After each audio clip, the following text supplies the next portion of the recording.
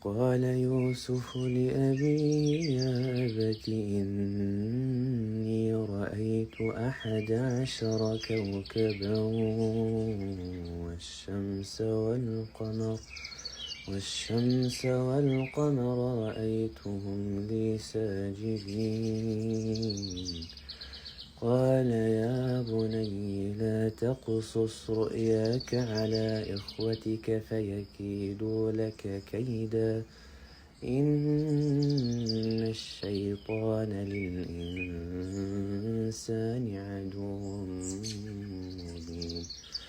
وكذلك يجتبيك ربك ويعلمك من تاويل الأحاديث ويتم نعمته عليك وعلى آل يعقوب كما أتمها على أبويك من قبل إبراهيم وإسحاق